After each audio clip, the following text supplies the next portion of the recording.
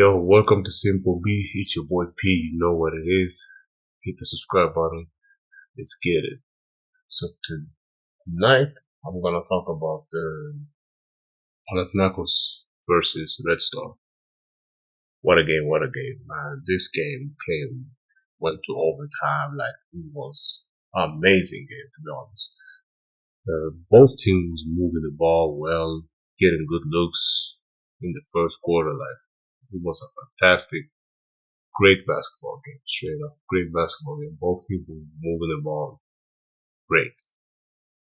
Everybody was hitting shots. Kendrick Nunn was struggling a little bit. Like, I don't know, you can tell in his body language, like something was off. I don't know what was going on. But for the first half, the guy that was balling straight up was Cody McIntyre. Like, he was balling. Like, he was shooting threes off the dribble, left and right, hitting everything. Straight up, like he was hitting everything. He couldn't miss. Now you can tell that he took this matchup personally. He was guarding Kendrick Nunn, and on the offensive end, he was thinking, listen, I gotta show that I'm one of the top players here in Europe right now. And he came out and showed that he's one of the best players. There's a reason why he's a main player on a team like Red Stars. Isaiah Canaan was struggling a little bit. He was struggling a lot. Like you could tell he wasn't even able to get into the rhythm. Like he was, I feel bad for him because I know he's a good player, but he didn't have that. He didn't have a good game at all. I think he got fouled out, finished scoreless. Too bad, man, because I know he's a good player or a great player. Because I saw it last game when Red Stars lost. Like he played great. But Miller McIntyre, it was all him the first half. And then from Panathinaikos, Jeremy Grant, he was hooping. I didn't know. I think he's Jeremy Grant's brother, if I'm sure. Like he was doing this thing. Like you can tell that he's, from my understand, that he haven't been on the played in Europe that long yet. He just catching rhythm. He gets better and better and better. So I think he's a guy that everybody should look out for in the playoffs for sure. So he got going. He kind of kept them afloat. I ain't gonna lie. I felt that he played really good.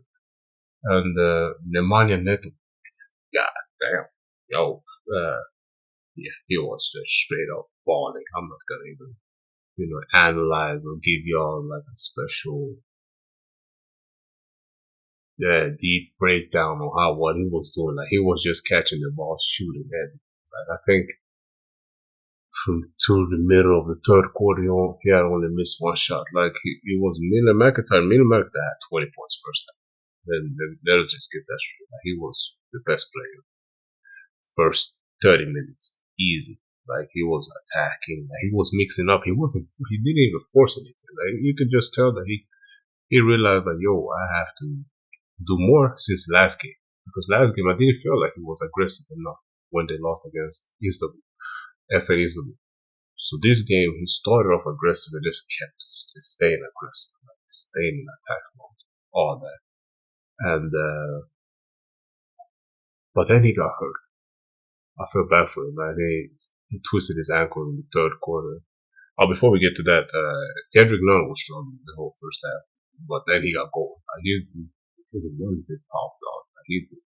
I think he's going to be MVP this season in Europe. Like, you can tell he's a top dog, like the way he carries himself. Like he found the rhythm. Like he's in a great rhythm. Like you can tell he always know how to get back to or get himself going. If I can put it that way.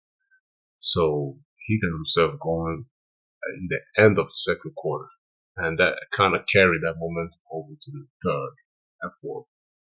Show why he's the MVP. But Miller McIntyre twisted his ankle. I think it was in the end of third or beginning of the fourth, and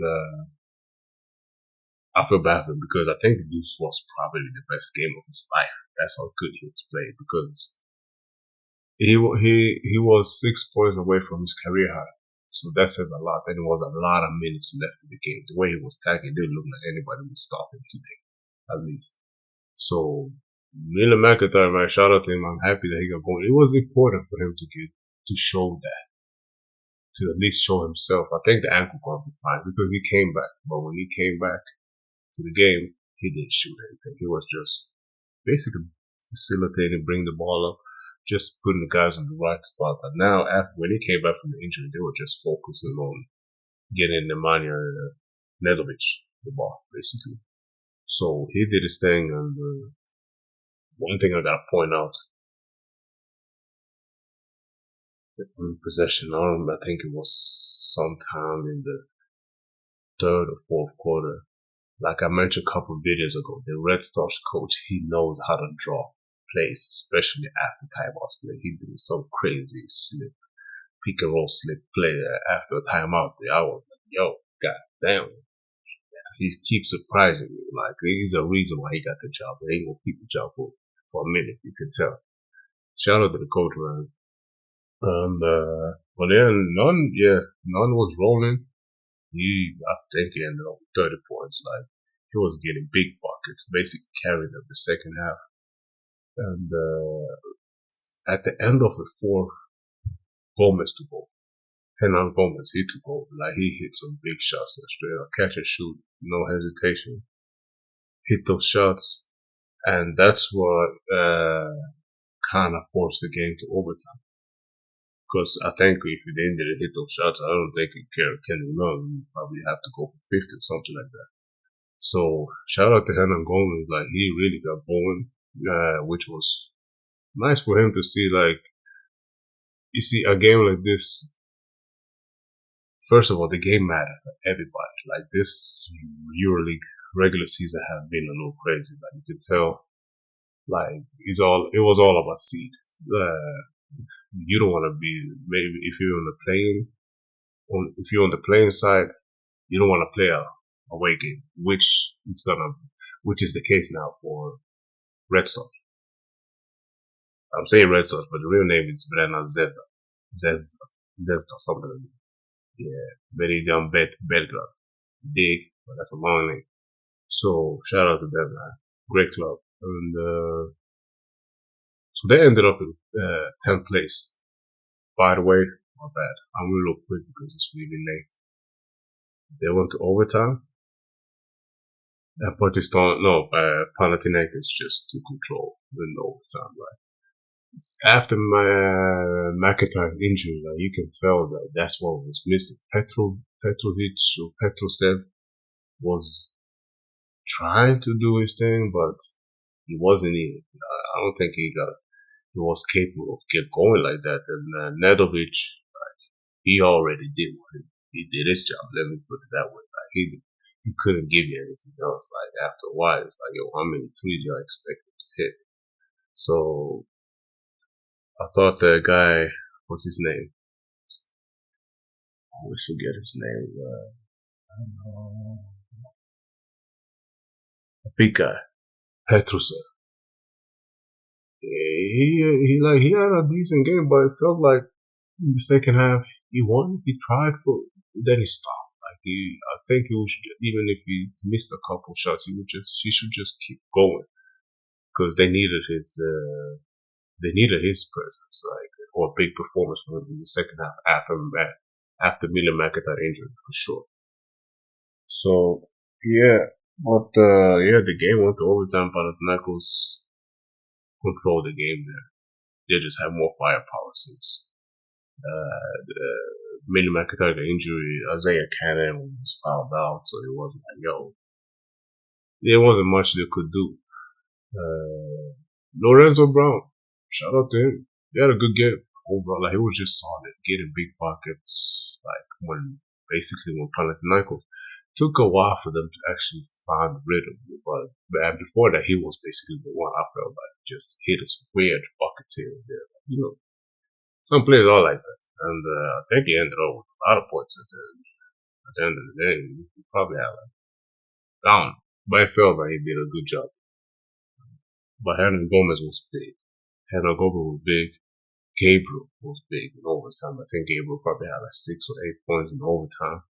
Like, in overtime, Panathinaikos showed why they are who they are. That's it. if I can put it that way. It was in the home court too. So big win, big win for Panathinaikos. I think now they're at the fourth place. I think third place actually. So they're gonna face Istanbul first round. So that's gonna be, I think that's gonna be exciting first round. I ain't gonna lie. I think it's best out of five. And then Zvezda is gonna face. They're facing Bayern Munich in the playing game. I think they'll take that one. I don't feel like Bayern Munich have played like they're supposed to play these last games. Maybe if they, maybe they have something else that I haven't really. I'm gonna go back and watch some games right before the playoffs. So I have a little better understanding of the teams before the playoffs start or the playing starts. So I'm gonna do that for you. And but it's gonna be exciting. So we're gonna have Bayern Munich, Red Stars, probably the first game, and then we have Real versus Paris. I don't like that one, man. I want Paris to be in the playoffs so bad, but it's like I'll be surprised if they beat Real.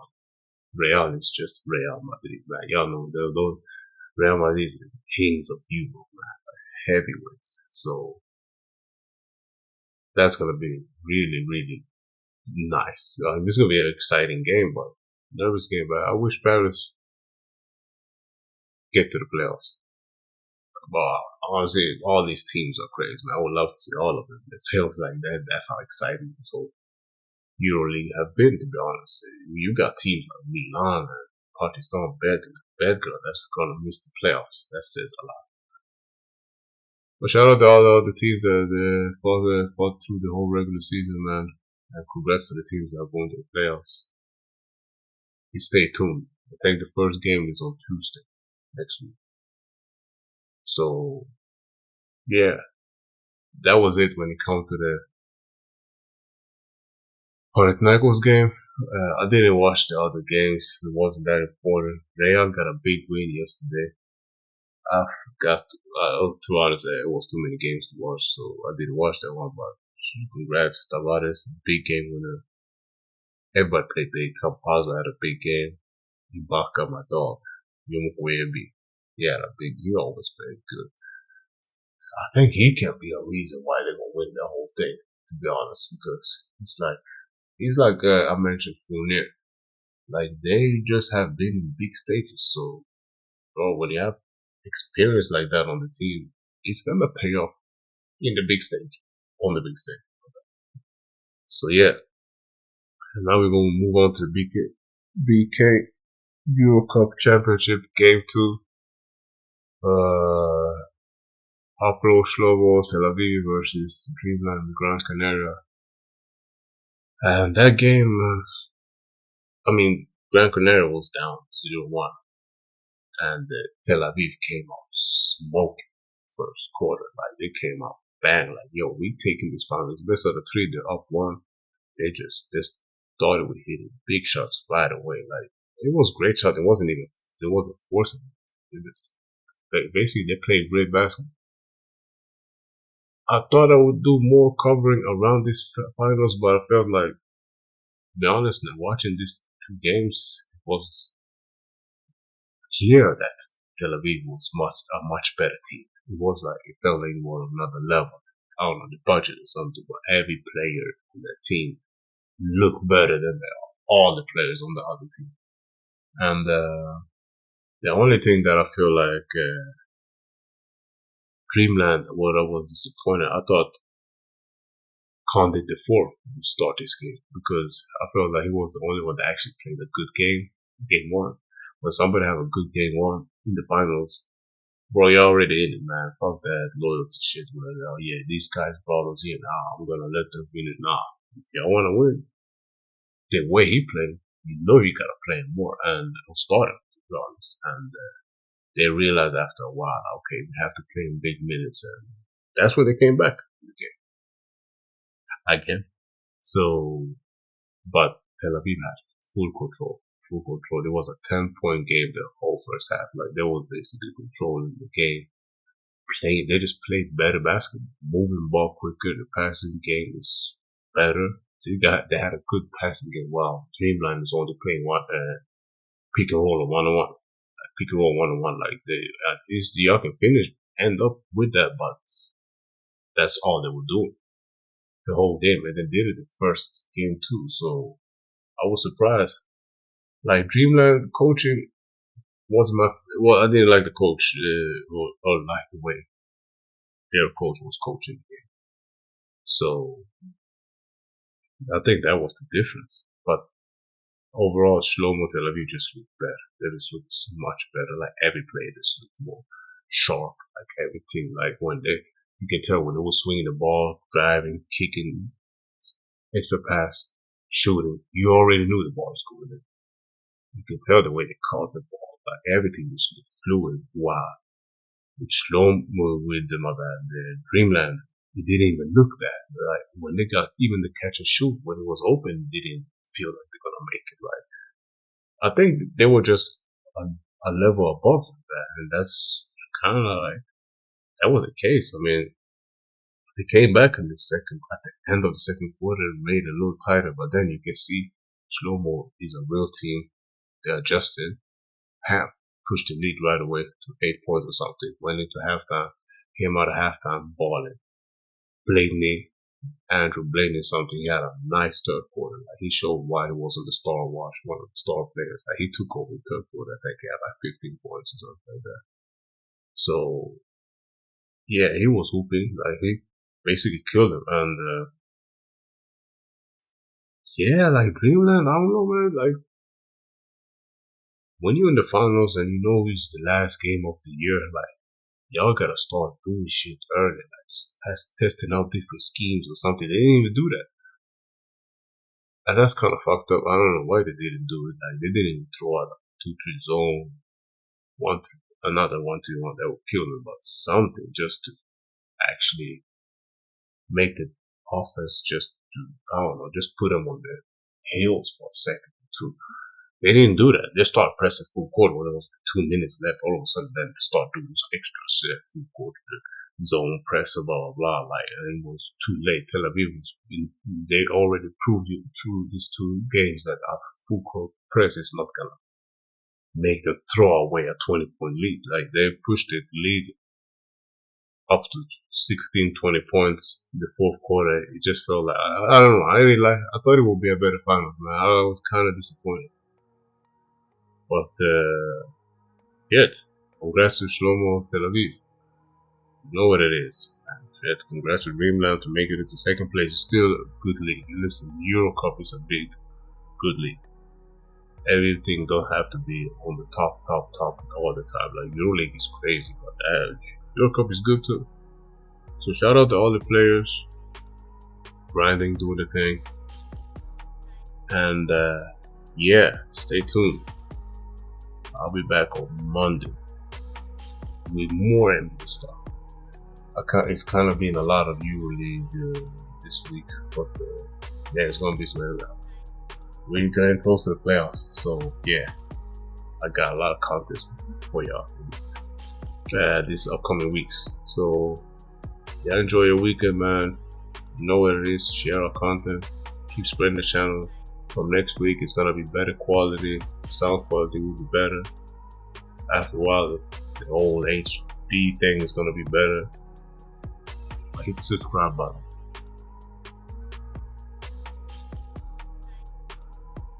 You dig? Peace.